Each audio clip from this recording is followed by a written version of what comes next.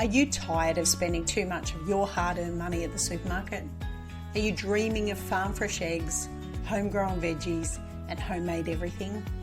Well, welcome to Ditch the Store, where we break free from supermarket dependence and take back control of our food and household essentials. I'm CJ, and I'm here to show you that life is too short for store-bought eggs.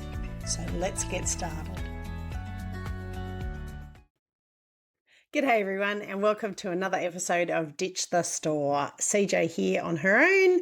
I was just trying to get my video set up. I have the worst video recording device here. So for those listening on the podcast, probably a good choice. Those on YouTube, I apologise. My glasses always reflect the light onto my computer screen, which is just terrible. But I just don't have the money at this stage to invest in lovely video recording equipment, and that's just the way it is. Anyway, this week we are still on our homemade cleaning products. So this week we are talking about essential oils for cleaning. Now, you don't have to use, I want to say that straight up, you don't have to use essential oils in your cleaning. And quite often, and I still sometimes make up batches of things and don't put essential oils in. Essential oils can be really expensive. So if you are on a super tight budget, like I feel like I am at the moment, you don't have to. You can go without. Excuse me, I'm going to keep coughing. I've got a cup of tea to have this morning so I don't cough into the microphone. You don't have to put essential oils in everything you make.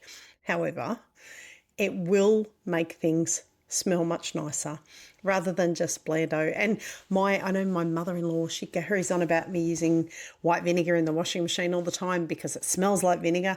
It honestly doesn't. It evaporates so quickly into the air that I can never smell the white vinegar. Maybe I am just used to it, but I'm thinking maybe it just evaporates.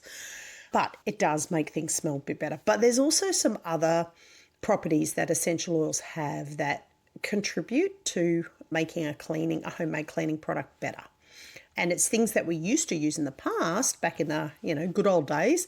I say that and it sounds kind of boomerish, and no offense to any boomers out there because I love you guys. I was raised by boomers. But to say that what we used to use in the past is better, not always. There's lots of things that have improved over time. There's lots of things in life that have improved over time. However, there are also some things that we stepped away from and went to, chemical versions of, and I just don't think they're as good. They're probably, cleaning-wise, they're probably right up there with cleaning mold and bacteria and germs and things like that. But I sometimes wonder whether we've made ourselves too sterile by going that route instead of using the more natural products to do the cleaning and allow us to have a little bit of exposure to bacteria and germs and mold and things like that, and allow our immune systems to have to do a little bit more work. It's, you can't, it's one of those hard topics. I've had this conversation with people lots of times where you go, well, there was so much illness, 200 years ago, there was illness and disease and people died early and there wasn't the medical knowledge that we have now. And yes, that is true. But there are also people that lived 100, 200 years ago without a problem, without any medical issues. So it wasn't the case for everybody. But also too, if you combine the good bits of what we know now with the good bits of what we already knew back then and compound the two together, then wouldn't that be the best of both worlds? I have had that argument and I've had people argue back. Anyway, before I get into what we're going to discuss all about, we have had a fairly big week here. For those that were listening last week, we had junior nationals. Both my children compete in Sporting Shooters Association and they competed in the junior nationals. And the junior nationals went off wonderfully. My kids had an absolute ball. The instructors and the other participants and other families there were awesome. And we came away with, OJ is under 15s, MJ is under 18s, and we came away with a 4th and a 17th, respectively, for OJ and MJ. So, and MJ is not involved as much as what OJ is. So coming 17th in the under 18s is awesome, and we were super proud of her. But it was really well organised in Australia. For those of my American friends listening, not everybody shoots here. Not everybody has firearms. Not everybody, it's not it's really hard to get a firearms license here. You have to go through a lot of hoops. And I have no problem with that. As an Australian, I really don't have an issue with that. I think only people that need firearms should have them. We're on a farm, we need firearms, so therefore we're all licensed in our household. But in Australia, it's very different in the US. In the US, when I was over there was people pulling up at service stations with pistols on their hips. And in Australia, that just doesn't happen. We don't have open carry laws here. We can't open carry. We definitely can't conceal carry. The only people that can carry are people that need it for their work purposes. So police officers, obviously, armour guard, the guys that carry the money around to retop up the ATMs and things like that. They're allowed to carry, but nobody else open carries, and definitely nobody concealed carry. Concealed carry is literally law enforcement and military only. So it's really special to go and do that. It's not something that every kid can do. My two kids view it as very ordinary and very normal. And, I've had debates with other mothers within the mother circles that I'm in where they say, oh, your kids are going to end up obsessed with guns and things like that. And they're just simply not. If anything, they're obsessed with their bloody iPads and iPhones. They're certainly not obsessed with guns. But they are very safe, and they know exactly how to handle a gun, which direction it has to point. They know how to check it for having ammunition in it, therefore is it loaded. They treat all guns as loaded until they've confirmed otherwise. So I feel like they have a real safety element that they've already conquered that a lot of adults wouldn't even know. And that makes me particularly proud of them. So just wanted to do a bit of a shout out there. If you're not a member of a Sporting Shooters Association, but you are interested in doing it, they are a really awesome club here in Australia. And they do allow children to come along even without a licensed or a licensed parent. You do have to do safety courses and things like that, but you can go along and have your child learn to use a gun safely and effectively in a very controlled environment. So if you're interested in doing that, have a look in your state or territory. They're all around Australia, so you'll find them somewhere. Anyway, that's just a shout out to them because they've been very good to us. So one thing I wanted to talk about when it comes to essential oils is there'll be some oils that probably I find smell triggers real memories for me and real emotions. And having been through PTSD treatment over 8 years and come out the other side in remission, I can honestly say there are some smells that will always trigger a certain response for me. And it doesn't matter how much my PTSD is in remission. If you spray Glen 20 around me, I am transported back to particular times and places. And a handy helper just recently went to buy a tin of Glen 20 and I was like, no, I can't have that smell anywhere near me. It's just a particular smell that comes from the Glen 20 and the smell of it just puts me back into my watch house days where I was managing people in custody, and we used to use Glen 20 because some of our customers did not smell as attractive as they needed to in a confined environment, and they stunk. Essentially, they smelt putrid, and so we would spray Glen 20 everywhere. Now, I think it's called Lysol in America. It's something similar. It's a cleaning product. You spray it into the air. It sucks all the odor out of the air, but cleans the surfaces and it's supposed to kill 99% of bacteria and germs. I don't know that it's that effective for killing germs. I think they're probably stretching the truth just a little bit there. But the smell of it drives me insane. So this is why I say pick your essential oil wisely. And, the right essential oil can really make a difference to how a room smells and how you feel about that room. Another smell that really triggers me, I hate using that word trigger. It sounds like, oh my God, I'm triggered by it. I'm not fucking triggered by much, let me tell you. But one smell that really gets me and transports me back to a past lifetime is patchouli oil. I cannot have patchouli oil in the house. I cannot smell patchouli oil. I would not buy it. You could not give it to me for free. Many years ago, before I was a police officer, I moved from my parents' farm and I was living with my partner at the time, and we moved to a place called Casino in northern New South Wales. And no, it doesn't have casinos in it. But nearby to that is a town called Lismore and another town called Nimbin. And for anybody that's Australian, Nimbin is synonym. I can never say the word. It's everybody, as soon as you say Nimbin, straight away everybody thinks of marijuana. Nimbin is the hippie and pot capital of Australia. It was always like that. It was like that in the 70s. It hasn't changed much as far as I'm aware. The last time I was up there was probably in the 90s. And it was always the town that everybody grew pot, everybody smoked pot. You could buy hash cookies, and and I think the police at the time knew about it, and it was just too big a thing to deal with, and they would just kind of go, as long as nobody's doing anything wrong to each other, we're just going to forget about it. So Nimbin was not far from Lismore. I worked in Lismore, and I worked for a company or a business, a non-for-profit called Lifeline. And I was an accountant, so I did all the books for their warehouse that sold secondhand clothing, secondhand furniture. We helped out people that were in need. We provided, furniture for people who maybe had been through domestic violence situations and had to move into a new house and had no furniture, and we would provide them with that. Lifeline also provide a absolutely phenomenal service of phone counselling. And the phone counselling service is one of those free services where anybody can ring. It doesn't cost them anything, and they can ring and they can speak directly to another human being who can offer them an ear and a person to vent on and a person to listen and a person to help guide them through some pretty hard choices. So Lifeline is an amazing service, and I love the fact that I got to work for them years ago. But when I worked for them, I used to go around to the shops. So we had quite a few little secondhand shops around the Northern Rivers area of northern New South Wales. And those shops sold secondhand clothing, and that's how we funded our telephone service. And the secondhand clothing stores in Lismore and Nimbin in particular, and we didn't actually have a store in Nimbin. We used to set up a market stall like once every 3 months.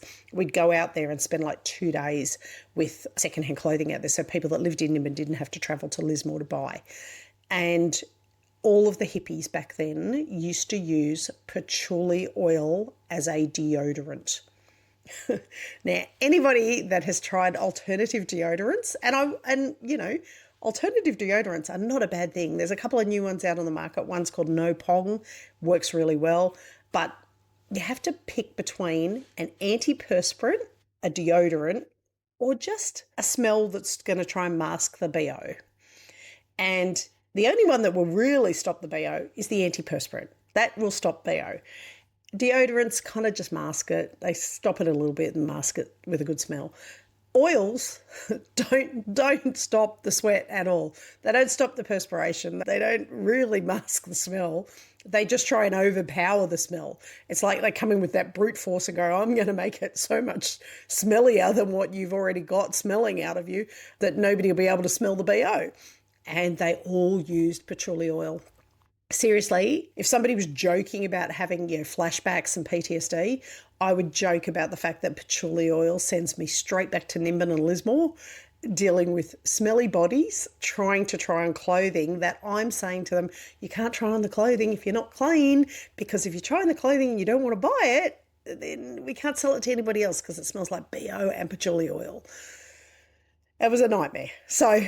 So there are oils that you have to be very careful about what you pick.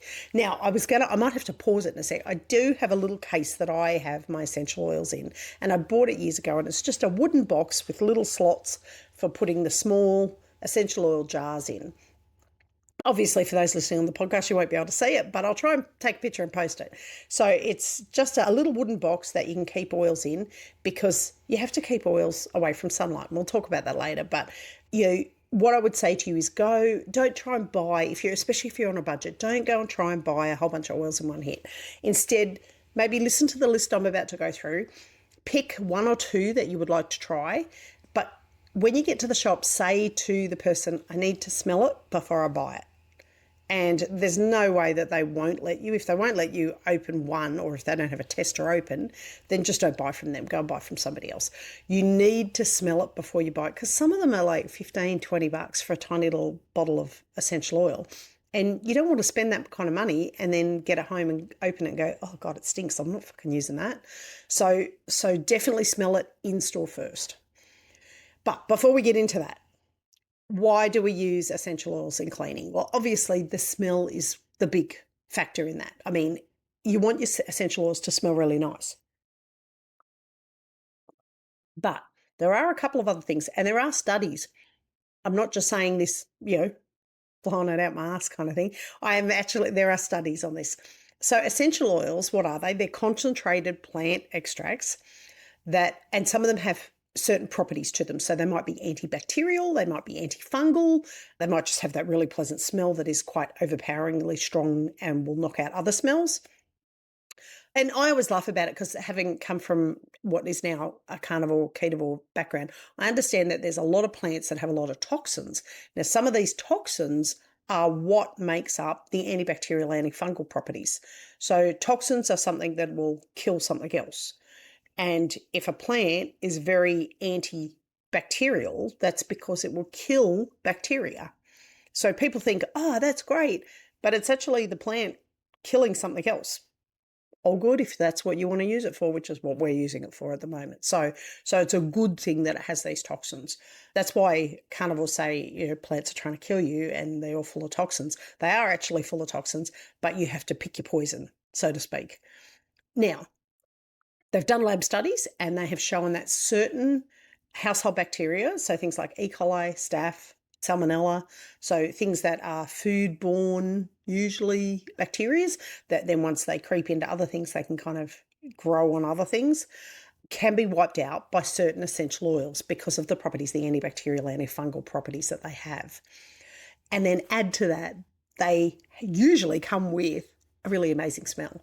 And so that smell makes the environment that you're cleaning smell clean, like smell nice. And, at the end of the day, that's what we want. Now, I'm not kidding you, there are some links to some really serious studies about antimicrobial agents that are available in oils. So if you don't believe me, send me a DM and I will send you the details of the studies. So what kinds of oils are the ones that you want to use? Now, this first one, I actually haven't used this and I need to try and get my hands on it because I think it would be awesome. But I have used it not as an oil, but I've used it as a property in other things. And that's lemon oil. Now, when I first was doing a bit of research on other oils, other than the ones I use, I was like, oh, I didn't even realize there was a lemon oil. I have to be honest. I was like, what the fuck? No, I didn't know there was lemon oil. I have used just lemon juice, straight squeezed from a lemon, and put that in my cleaning products before because I was told that the straight lemon juice, has those properties too. Obviously, lemon oil would be a concentrated version of that. So the concentrated version technically should come with a lot stronger properties than just the juice, I would think. So it's high in a thing called D-limonella, which it's so close to limoncello. Limoncello, is that how they pronounce it? The Italian lemon drink that they make that's alcoholic and really nice. Maybe that's, I don't know. I'll have to maybe research that. Maybe there's a reason for that. It's a natural degreaser because it's acidic. And that's why I've used it. I used it in kitchen sprays, orange juice or lemon juice, because mixed with vinegar, it takes any kind of fatty surfaces, like any grease, any cooking fats, it will clean up.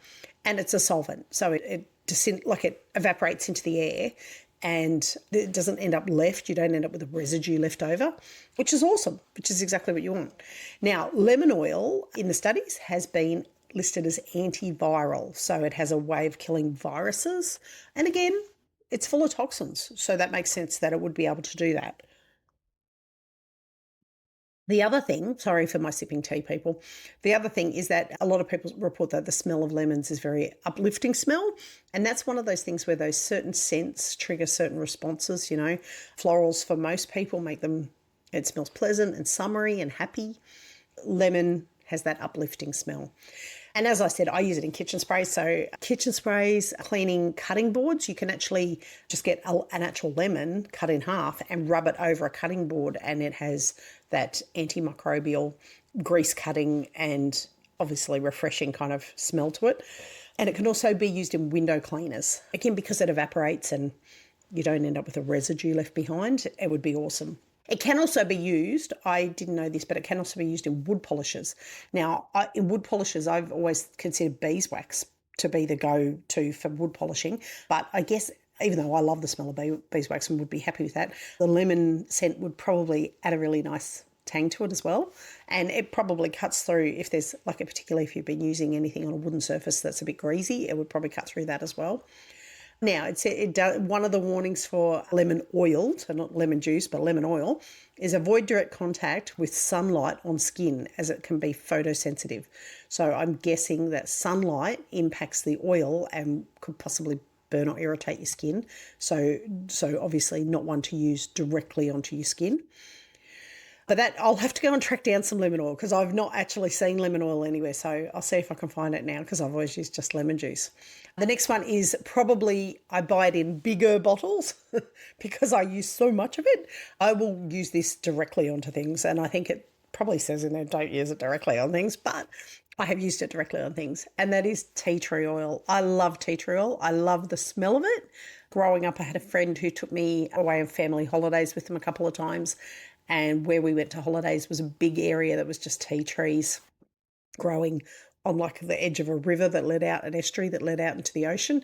And I always loved the smell of tea tree oil. I find it a very refreshing smell. It smells clean to me. Yeah, I like the smell. Anyway, tea tree oil has a huge amount of properties. So it is antifungal, antibacterial, and antiviral.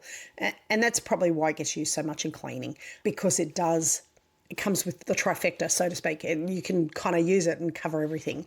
It fights mold, mildew, and even it'll kill some bacteria that even bleachers don't work on, which is why you quite often see it's like a psychosomatic thing.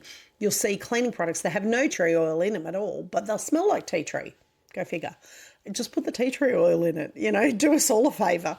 Anyway, this is an interesting one that I found that there is some research that Aboriginal people, Indigenous Australians, used tea tree oil for medicinal purposes. So they had worked out that there was medicinal purposes to tea tree oil, which most Indigenous cultures, have worked out the properties of these plants long before, anybody settled in the country that they're in. But using the oil in cleaning products is just awesome. It gives you all those properties that we talked about, and at the same time, I don't think anybody would dislike the smell of tea tree oil. I mean, it can be very strong if you're just sniffing straight up oil. And like I say, I have used it to clean things, just like literally poured some tea tree oil onto a little cotton gauze and wiped down something to clean it, particularly cuts and things like that. I'll do it. The kids don't like it because it stings, but I'll do it on myself, no problem. It is fantastic for use in anything where there's a mouldy area. So any of your bathroom sprays, any kitchen wet area sprays, bathroom tile cleaners or floor cleaners, it would be good for. And you can also use it in laundry. So you can put a couple of drops of tea tree oil into your vinegar that you use as a rinse aid. And you get A, awesome smelling clothes, B, clean, sanitized, antifungal, anti-mold, antibacterial, antiviral clothes. Now, this is the only warning for this one is it can be toxic to pets. So if you have indoor dogs or cats and you're using it in floor cleaner, you need to make sure that the animals are not in the house when you're doing floor mopping or cleaning or tile cleaning, and make sure that the room has had a chance to air before any animals come back in, because it's only in the high concentrations that it will impact them. But if you're using it for floor cleaner and they're in there laying on the floor, then obviously there's a risk there. And you don't want to take that risk with your pets. So definitely use it if you've got household pets that live inside. If you were using it for spray in the air or a dehumidifier or what are they? They're little candle burners, the oil burners. If you've got pets inside, probably don't use tea tree oil, use something else. There's other things that are much safer to use around animals. But definitely for bathroom areas and kitchen areas, it should be your go-to. And you can buy it. I use the Bostos, I think it's called, Biotos, Bostos brand, which is an Australian brand, and you can buy it in larger bottles. It's like 500 or 600 ml. It's not cheap, but you don't need to use a lot of it, and it works amazingly. The next one on my list is lavender oil. Oh, I love lavender oil. Lavender oil is it used to be my go-to with the kids when they were babies. I used to put just a couple of drops of lavender oil on a tissue and then stick the tissue in between the pillow and the pillowcase in the kids' beds, because lavender has an amazing smell for calming and promoting sleep and, encouraging rest. So I used to use it for the kids for that, but it's a good one to use in laundry. It's absolutely beautiful in laundry, particularly for towels and sheets and things like that. To have that slightly lavender scent on things is just awesome. Now, it does have properties as well, but the main one for it is it's antimicrobial. which is awesome for sheets and towels.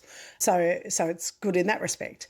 And like I said, it has the calming influence. So people that are really into aromatherapy oils, things like that, will know that lavender is quite commonly used in calmative type moisturizers or calmative sprays or things like that. And it's the other thing I nearly forgot. I just looked at my list to make sure I had everything. It's also a natural moth deterrent. And that's another reason why it would be good for sheets, linens, towels, things like that. Because if you're washing and stacking them into a into a household linen area, it's a good moth deterrent. So it won't just deter moths off those items, but it would deter moths off anything in that cupboard, which is awesome. So linen sprays, laundry rinses, kids' room cleaners. It can make kids' rooms, if you've got teenagers, you'll know what I mean. If you've got, you can make a spray for the kids' rooms to make it smell a bit better. And that's always going to be winning in my book because I love my kids, but oh my God, sometimes I just wonder where their hygiene comes from because you can teach them all you like and it doesn't really make any difference. They do their own thing. Now, the good bit about lavender oil is it can be used around animals, it can be used around kids, it can be used around everybody, even people that have, respiratory things. Lavender oil doesn't seem to impact any of these people.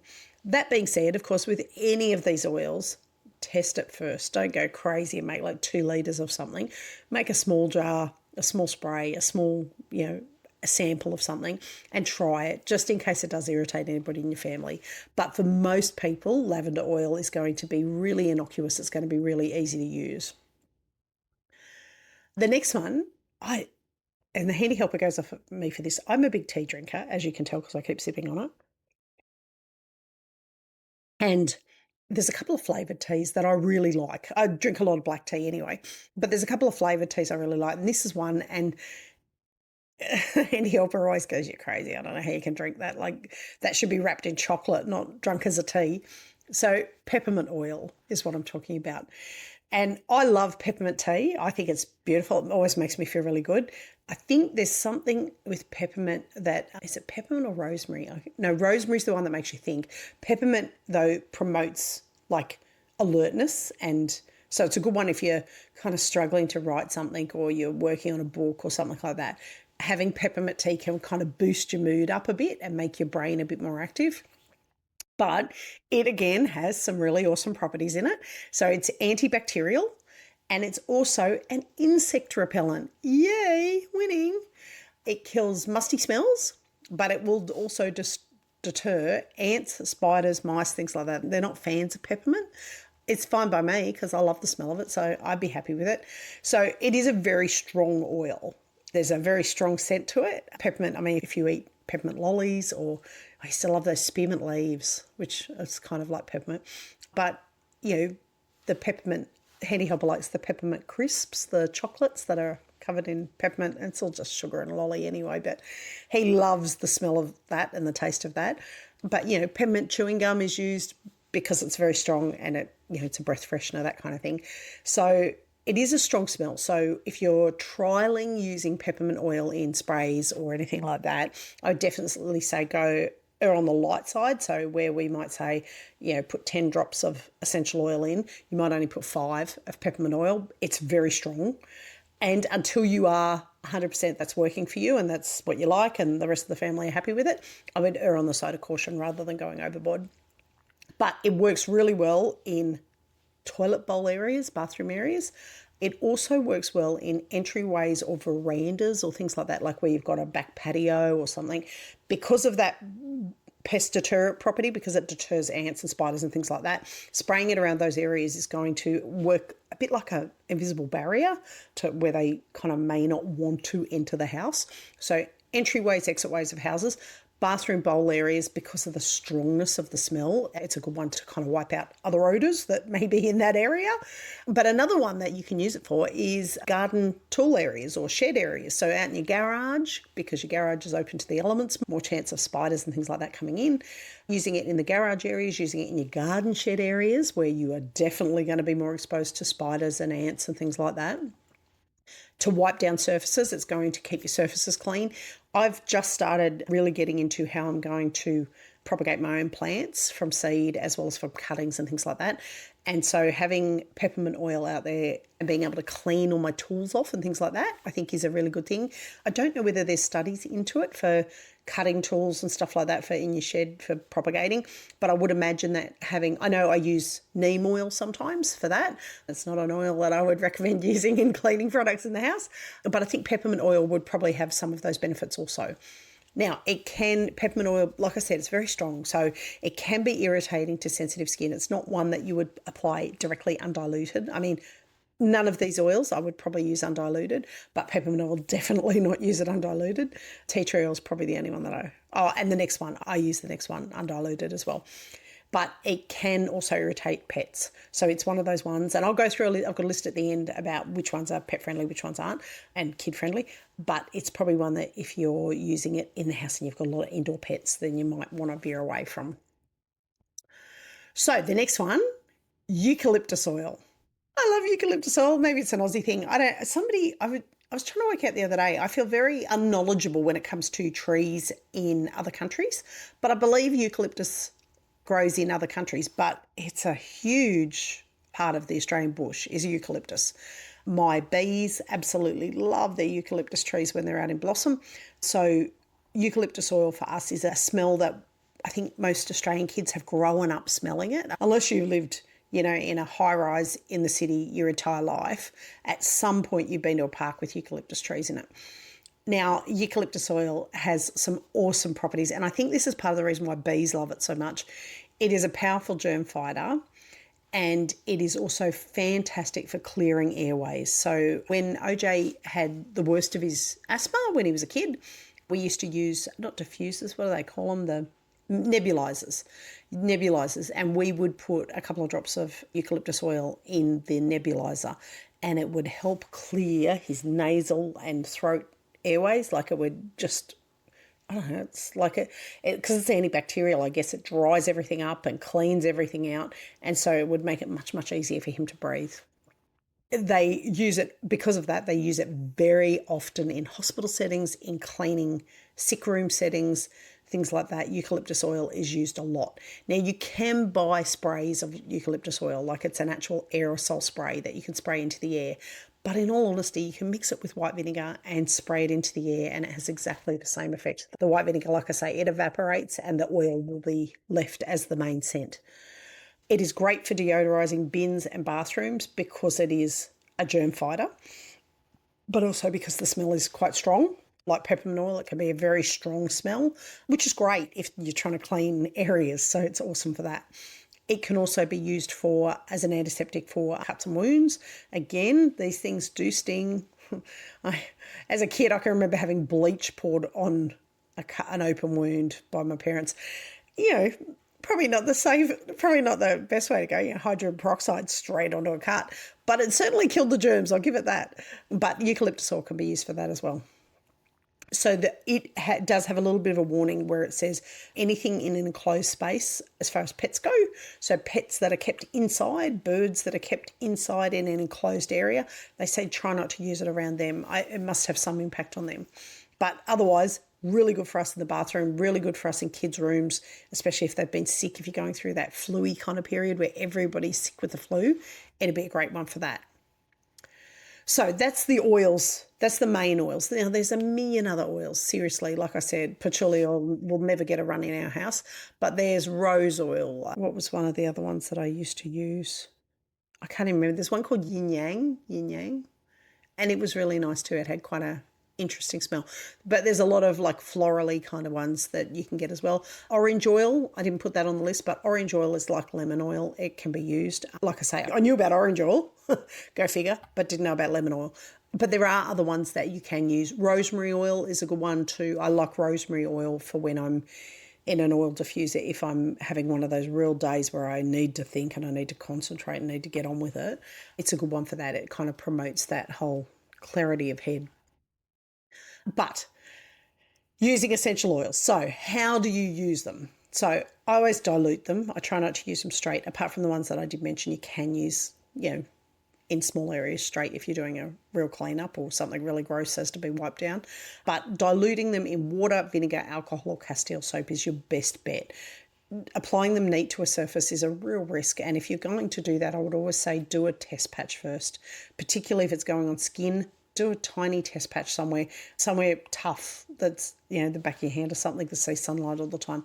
Because if it burns, you'll know pretty quick and you can at least wash it off. And you would wash it off with, I would say wash it off with Castile soap is your main one. But you can also wash it off with vinegar. Vinegar will cut through things, so it will kind of take the oil and lift it. For every 500 ml spray bottle, I've got 10 to 20 drops. Now remember, with some of those stronger ones, I said maybe only use 5 drops. To start with, in particular, where you're still working out whether or not that's the one that you want to use, go 5 drops, and then you can always increase it. So if you use it, put 5 drops in 500 mils, spray it a bit and use it as a cleaner, go, no, it's not really strong enough. Put another 5 drops in. That's going to bring you up to your 10 drops, and then try it from there, and you might find that's enough. Mix Castile soap or alcohol to help disperse the oils. So oils, you can use them in water, but if you're going to do that, you need to mix the water with Castile soap first. And the reason for that is oil and water doesn't mix, basic science. If you put oil straight into water, you'll end up with a layer of oil sitting on top and the water underneath, and you'll shake it and there'll be little globules of oil through the water, but then they'll all rise back up to the top again and join back together. If you put soap into the water, it breaks the surface of the water and it means the oil has a chance to mix through. That's why I use it with vinegar, because I find vinegar is just so much easier. So a little bit of Castile soap, a little bit of vinegar, and then the oil into that. And when you shake it, don't shake the shit out of it. If you shake the shit out of it, you'll end up with just frothy water that's got the essential oils mixed through it. You don't want all foam in there, but you want to give it a good mix. But just a steady mix to mix it all through.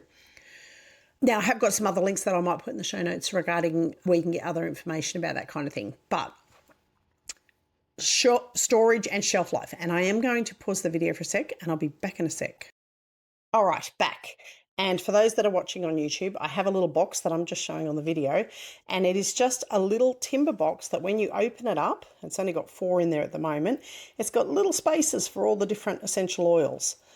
And it keeps it nice and closed and sealed. Now, the reason that I have that is because there is a couple of things you need to know about shelf life and storage for essential oils.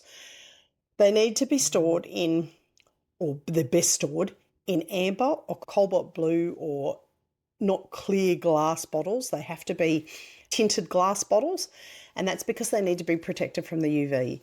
UV light on essential oils is destructive. It degrades them and breaks them down and will make them less effective. So storing them in a coloured bottle, which is what they usually come in, is going to make them last a lot longer. Shelf life unopened is, they'll last 1 to 3 years easily. Citrus oils sometimes go a little bit quicker, but they'll last 1 to 3 years. So they'll last for a long time, but you need to keep them stored. You'll go through them you'll use them up before they run out of their shelf life, but they need to be in a cool, dark place. So keeping them in a box like I just showed this one, with a lid on it that clips down so it can't be left open and you've got them all in there, that is the best way to store them. Now, I would label everything. And I did say, I think back in the beginning when I was talking about spray bottles, writing with a Sharpie on the spray bottle what you're putting in there and writing out the recipe is probably the best way. But then you can also just put on there maybe with a pen or something that will wash off, like a normal texture or even a whiteboard marker. I use whiteboard markers for everything as far as our milking stuff goes, because I write on each bottle what the date is that it was milked with a whiteboard marker, because then you can just wash it off in between, write the date that you made it up, because the oils don't last forever and neither does the cleaning product. So having it sit there for 6 months if you're not using it is probably not great. You want to, you only make up as much as you're going to need over the next couple of months, but label it with the date and label it with contents so you know what's in there. If you have children around that are likely to get into these things, please store them in a place that you have a childproof cabinet on or up high where they can't reach them. A lot of these things, while they're innocuous, bicarb soda, vinegar, consumed, aren't going to kill you. But if you're drinking them with Castile soap and essential oils, then, that can make a kid really sick. So please treat them in the same manner that you would treat other cleaning products in your house, and keep them locked away in a cabinet where anybody who doesn't understand not to put those things in their mouth are not going to put them in their mouth. I think that goes without saying. I keep seeing these memes where they're like, take the warning labels off everything and that'll sort out life. I'm a Gen Xer, so unfortunately I do tend to agree with that to a certain point. But as a parent, I also know that it's our job to make sure our kids are safe. So if you don't want them putting it in their mouth and you can't be watching them 24/7, definitely store it in a locked cabinet or up high where they can't reach it. Pet and kid safety was my next thing. So obviously I've just done that spiel on kid safety. Please don't let them put it in their mouth, but also for pets. Pets, yeah, if you've got animals that are going to come in and chew containers and things like that, put it in a lockable cabinet that the pet can't get into.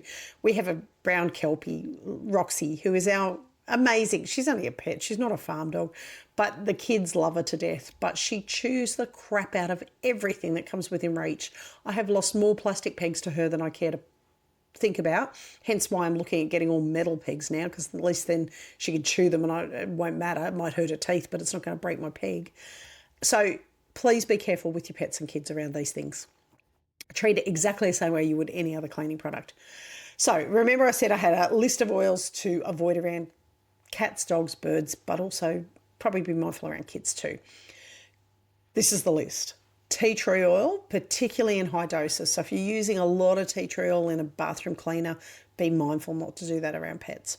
Peppermint oil, eucalyptus oil, and citrus oils, particularly for cats. So if you've got a lot of cats in the house, citrus oils are probably not the one to use.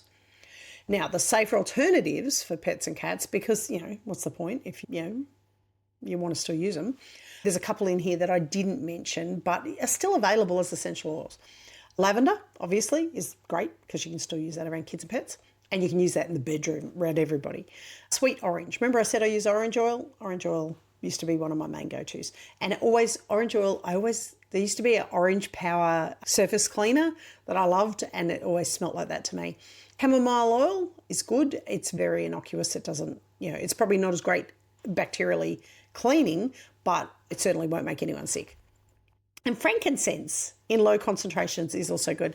Now, I have smelt frankincense. I don't have any, but I have smelled it before. And it's actually quite a pleasant smell. So that would be a good one if you've got lots of pets or animals in the house. Now, as I said before, warning label, always ventilate, test on a small area first, and always use diffusers or sprays away from sleeping pets or kids until you know that they're not going to have a reaction to those things. Now, there is also, for anybody that's worried about pet safe, because like we say, plants are full of toxins. If you're worried about your pets and certain plants, you can go. There's a American Society for Protection of Animals, so ASPCA, I think they are, and RSPCA is our one here in Australia. You can go to their websites and they have a list of plants that are toxic to animals. So obviously any of the oils from any plants that would be toxic to pets, you wouldn't use in your house if you've got pets. And that's it for today. Now, what I am going to do is I'm going to try and do a couple of posts over the next week about different cleaning oils and things like that. So I might try and put some of those cheat sheets up, so you can always take a screenshot and save it if you need to.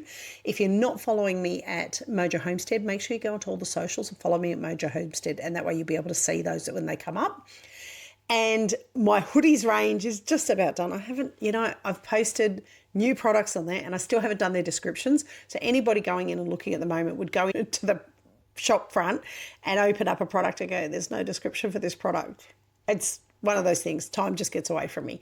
But if you're interested in any farm related hoodies, hooded blankets, seat covers, aprons, anything like that, go along to www.notthefarmerswife.com and have a look at the range that we've got there, because we've just expanded our hoodie range. They're all Australian. The hoodies aren't made in Australia. I keep wanting to say that because it sounds like I'm saying, everything's made in Australia. The hoodies aren't made in Australia. I know that, absolutely. The hoodies get shipped in from China like they do for everyone. So there's very few companies in Australia or in America that are making clothes in that country. For the most part, they're shipping things in. But the hoodies that we sell here are printed here in Australia. So it's an Australian printing firm that does our printing for us.